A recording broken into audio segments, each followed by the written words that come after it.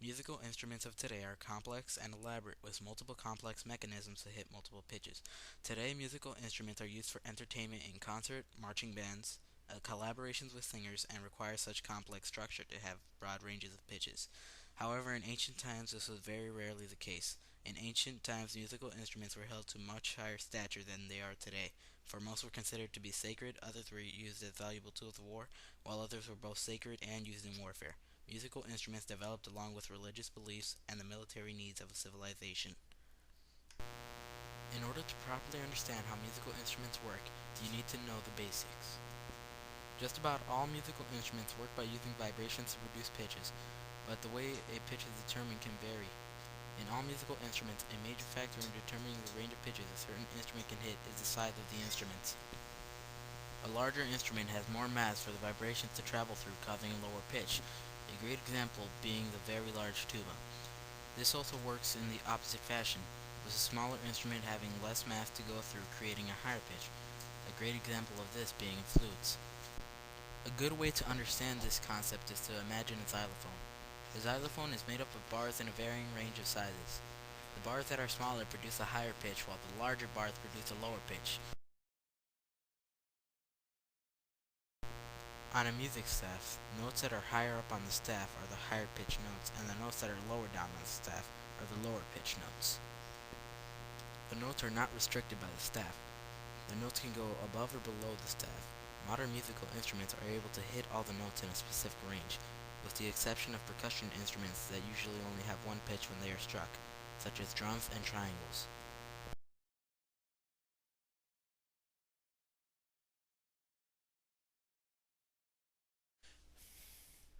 The civilization of Sparta in ancient Greece is a great example of the use of musical instruments in warfare. The most famous instrument used by Sparta was a double-reeded wind instrument, the aulos. The aulos was often played by a single musician called an elite. The elite would play a rhythmic song along with someone playing a frame drum to keep the marching Spartans in step as they stepped into battle. The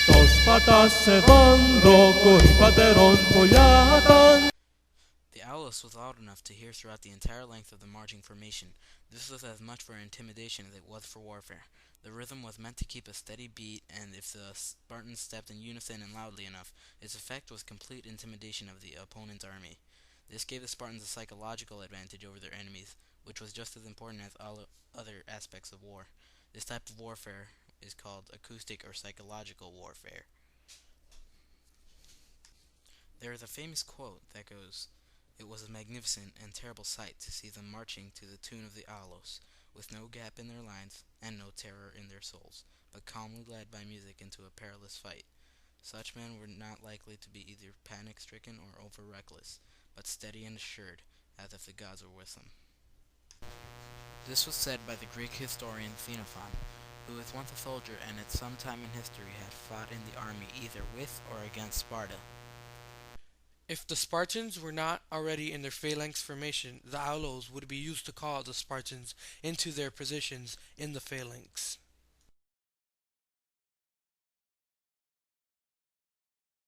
Another civilization that used instruments for battle was Rome. The most famous Roman musical instrument was actually not originally the Romans.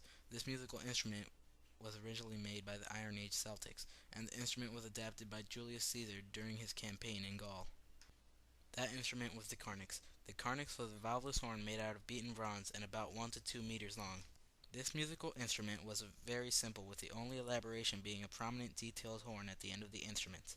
The horn was constructed as a head of an animal, either as one of a serpent, a fish, a bird, a wolf, a horse, or a wild boar. This instrument was not as well known for its music as much as it's known for its powerful intimidation abilities. Before a battle could begin, the Roman army would get the musicians together simply to blast their instruments, while the soldiers screamed as loud as they could in an attempt to frighten the enemy army and give themselves a psychological advantage. As you can see, the Carnix did not have a broad range of pitches like today's musical instruments, which made it very inefficient for anything other than military use. This was probably caused by the lack of any holes or valves to change the pitches, but perfect for volume. The Carnex was not only used for the uncontrolled nature of acoustic warfare, it was used more tactically for calling military commands in a quick and efficient manner. The Carnesses were used to call general commands like a retreat, and because they were so loud, they could be heard over a long distance, so the entire army could hear.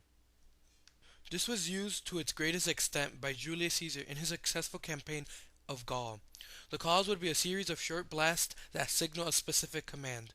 As long as all of the soldiers learned and memorized the calls, the units could move quickly and efficiently to their locations.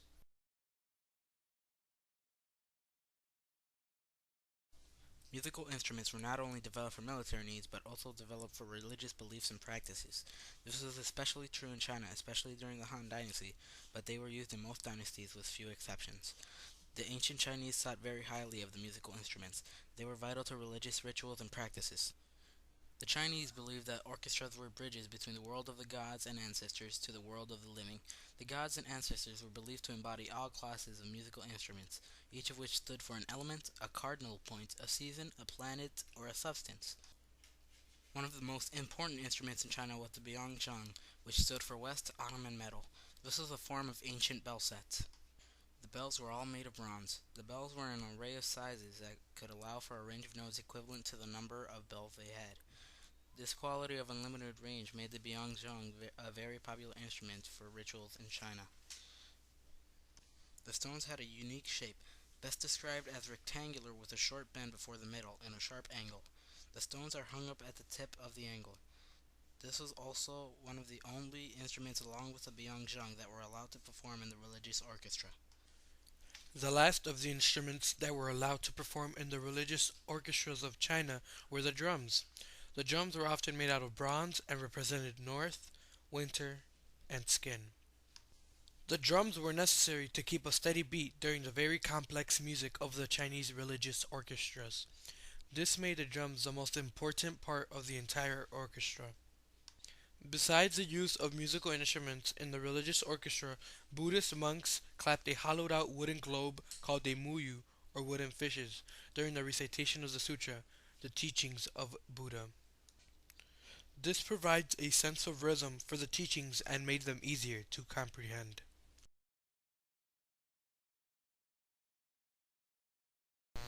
Another civilization that used musical instruments for religious purposes was the civilization of ancient Egypt. Musical instruments, as well as the musicians, were held to a very high stature, just as they were in ancient China. The most important musical instrument in religious rituals and ceremonies was the percussion instrument, the sistrum. The sistrum was a musical instrument formed like a stick-like wooden or metal object, with a frame and small metal discs that rattled when the instrument was shaken by the hands. The head of Hathor, the goddess of love, music, and beauty, was often depicted on the handle. This was because the rituals usually revolved around this goddess. The instrument produced a soft jangling sound, described as resembling a breeze blowing through papyrus reeds.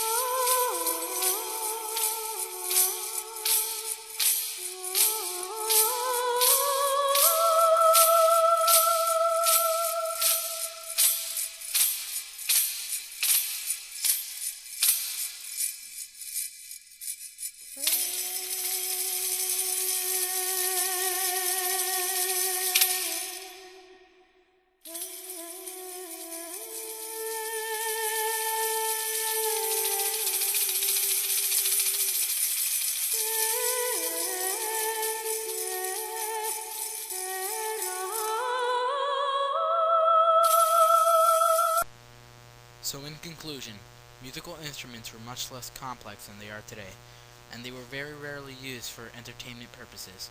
Musical instruments were much more valuable. Some were considered sacred, and others were considered valuable tools of war. They were developed for the military needs and religious beliefs of the civilization.